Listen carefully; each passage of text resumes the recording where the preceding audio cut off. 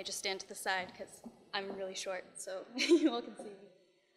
Right, well, like Adrian said, my master's dissertation here at the University of Glasgow was concerning the Pictish beast symbol, and I'm a big fan of Harry Potter, so I had to be a little cheeky and take off of the recent Fantastic Beasts. I became fascinated with symbol stones during our initial lectures at the program. I'm American, and I didn't even know that the Pictish people existed, and so I thought that was absolutely fascinating that I didn't even know about a whole people group. When I learned that the Pictish beast symbol was prevalent in over 50 of these stone sculptures, I wanted to dig a little deeper, and so that's kind of what directed my focus for my research with the dissertation. Most of the time when you're talking about Pictish symbols, it's looked at through a historical art facet, but I wanted to look at it through the potential functions of the stone in their historical and political contexts. Due to time constraints and other various factors, I chose to explore the symbol's distribution in Aberdeenshire.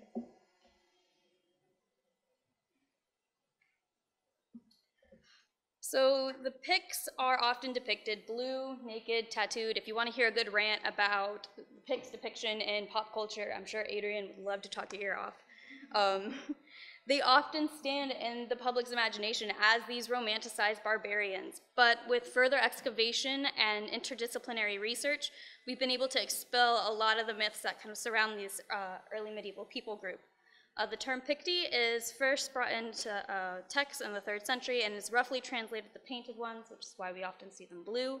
And some scholars believe that the Pictish people were descendants of Iron Age tribes that appear to have an ethnic solidarity and a single gens identity by the 8th century. James Fraser once mentioned that the study of Pictish monuments and their symbols would benefit the exploration of Pictish identity in early medieval Scotland.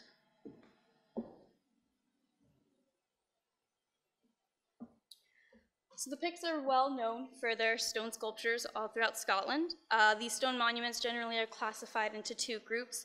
Class 1, you can see in figure 3 with the cross stain, consists of unworked stone with incised Pictish symbols, and these generally date from circa 650 to 850, depending on who you ask. Those dates are going to vary and kind of shift. And class 2, beautiful example is the Maiden Stone, a personal favorite of mine. Class 2 stones tend to have Pictish symbols as well as Christian iconography and are carved in relief upon cross-bearing slabs. And generally, all of the Christian iconography is on one side and the Pictish symbols on the other.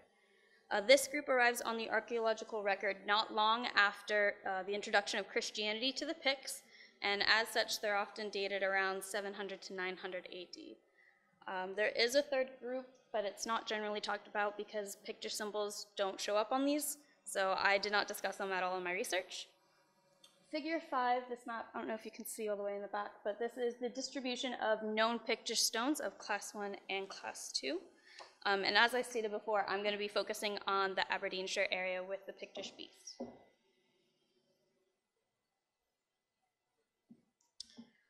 So like I said, there's slightly over 50 occurrences of the Pictish beast symbol found in Scotland.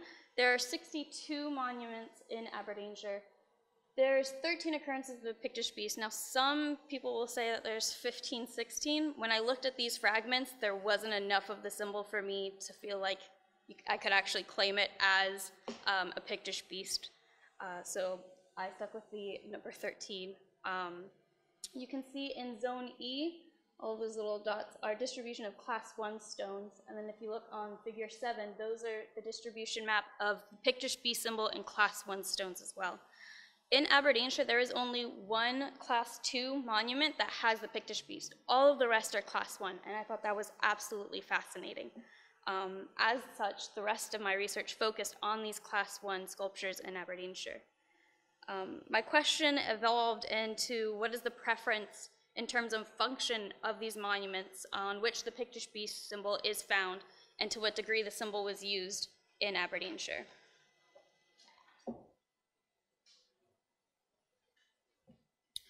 So to begin my investigation, what I did is I went through every single stone that had the Pictish beast symbol, and I created a chart I provided a brief biography of the stone. I looked at composition, symbols, local features within the parish where these stones were found, and compared them in the following chapters. For an example, I've provided the chart of the Ardlar stone. So this stone was first recorded in 1901. It was found near another standing stone, and it was initially thought to be part of a recumbent stone circle. And due to the archaeological features listed on the far right column, it's thought that the stone was originally a Bronze Age monument that was later reused by the Picts with the occurrence of the Pictish beast, mirror, and tuning fork.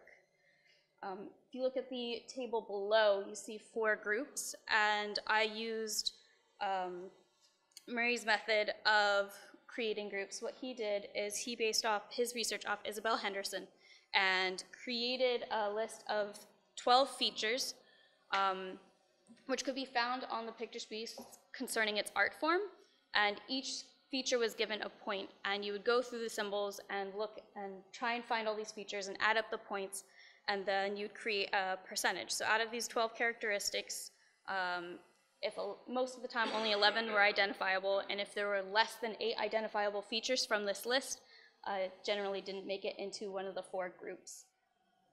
As you can see, Aberdeenshire has 4 in Group A.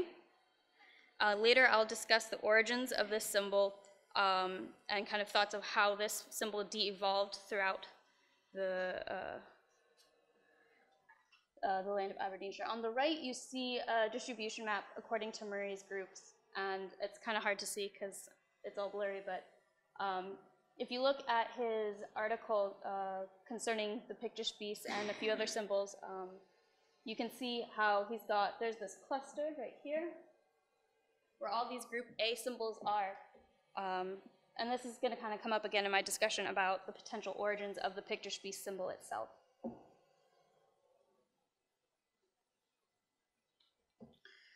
So Isabel Henderson states that the Gillespie II Pictish beast is the prototype for this symbol, that all the other symbols de-evolved from this first example.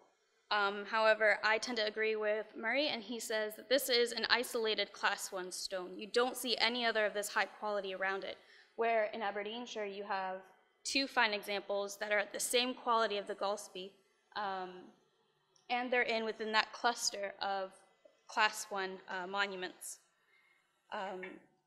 Like I said, it's thought that the Pictish beast symbol de-evolved from a highly complex example. And Stevenson also, RBK Stevenson also argued that while the Gillespie example is the prototype, he suggested a much later dating than Henderson. Henderson stated that it was, I think, the 6th century, where he said it's the 8th century. Dating these stones can be very difficult because it's this kind of transition period with Christianity coming in and Class 1 symbols still being used after the introduction of Christianity. We don't really have a good idea of historical context. There's kind of this gap. Stevenson also compares the artistic form of the Pictish beast to that of manuscript art and animal figures found on the Hunterson brooch and the Monymusk reliquary. I personally think that Cantor 1 and Cantor 4 are good examples of a primary prototype of this symbol, and I think they should be considered as a possibility for the origin of this specific symbol, as they are in that cluster, and there's a high density of this symbol within Aberdeenshire.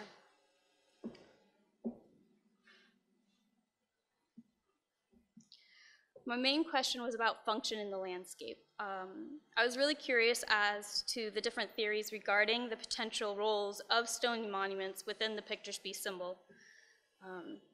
As all but one of the stones, as I mentioned, contained the Pictish beast were categorized as Class 1, all of my arguments kind of focused within that context. The high volume of Class 1 stones in Aberdeenshire, one can assume that the area was obviously one of significance and wealth. There's several theories. One is that they serve territorial boundary markers. A patron of the symbol stones often stood close to impressive pillars and other sacred landscapes, so it would be tying the local ruler to a prehistoric sacred land and kind of establish a legitimate authority. Another theory is that they functioned as early indicators of ecclesiastical land. As you can see, 40% of the Class 1 picture stones that I looked at were in association with an ecclesiastical structure. The problem with some of these stones is they're often repurposed. They're found a lot in stone walls, and we don't always know the original location. But it can be assumed that if they were used into these walls, that they were somewhere near the church or along a boundary line. It's also been suggested that there is a connection between boundary markers and burials, as monumental graves often served a dual purpose during this time. But with the introduction to Christianity, burial traditions began to evolve and change towards group cemeteries, and as such, these monuments would have been reused and repurposed. 13% of the monuments recorded were in association with burial areas that were not ecclesiastical in nature. Majority of the monuments were recovered an unknown association, so that's somebody's back garden or a field that some farmer plowed and found one of these stones.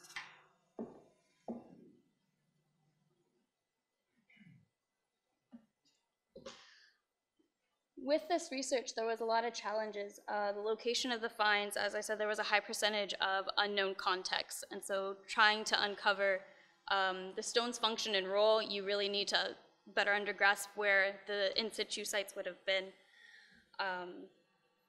More specifically, as I was focusing on the role, concept of identity in early medieval Scotland, especially concerning the Picts, can also be tricky. And interpretation of symbols is a really big deal when it comes to Pictish symbols. Everyone's got a different theory, whether it's pairing or whether it stands for words or sounds, and as we really don't know, there's so many different theories that you can branch off of, which is great, but when you're trying to find specific answers, it can be really difficult. In questions of utility and role, at the end of my research, I came to the belief that these were political statements utilized by the elite, by a ruling family or a people group. As we see with any religion coming in, there's always a change in socio-political power. So prior to Christianity, if a ruling family wanted to establish authority, they might have put their symbol stones near a prehistoric or Bronze Age monument, or reused a Bronze Age stone to put their symbols, their marker on that, claiming we're from this land or we're connected to this sacred site, therefore we have the legitimate authority to rule. With the spread of Christianity, that authoritative power was changing. So we see this movement from Class 1 to Class 2, with these ruling families or this elite becoming patrons and putting their stones in now the sacred churchyards or within the cemeteries, again, to establish legitimacy. They want to attach themselves to the ruling power of authority. Of course, as there always is, there's always further research and investigation needed. That's kind of our job security in this field, I feel like. I feel like with the research that I did here, I barely scratched the surface. I definitely would like to go back and try and investigate deeper the political context of the area of Aberdeenshire. And I'd also like to repeat the same process that I did creating these charts and look at the Pictish beast symbol as it's all dispersed throughout Scotland and see where that would lead me.